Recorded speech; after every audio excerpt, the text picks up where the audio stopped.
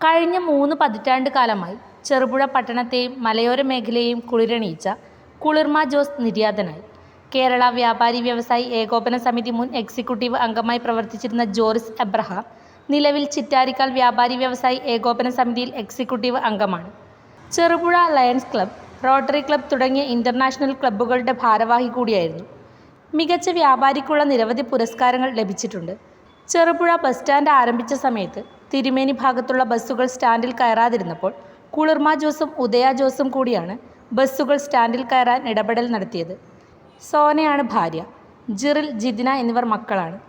ഇന്ന് ഉച്ചകഴിഞ്ഞ് എത്തിക്കുന്ന മൃതദേഹം പൊതുദർശനത്തിന് ശേഷം ഞായറാഴ്ച ഉച്ചയ്ക്ക് 3 മണിക്ക് കണ്ണിവയൽ പള്ളി സെമിത്തേരിയിൽ സംസ്കരിക്കും. ജോസിന്റെ മരണത്തിൽ അനുശോചിച്ച് ഇന്ന് 2 മണി മുതൽ ചെറുപുഴയിലെ വ്യാപാരി വ്യവസായി ഏകോപന സമിതി കടകൾ അടച്ച് ഹർത്താൽ ആചരിക്കും.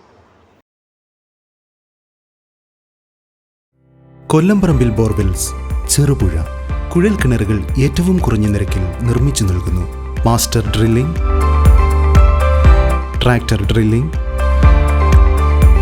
ഇൻവെൽ ഡ്രില്ലിംഗ്.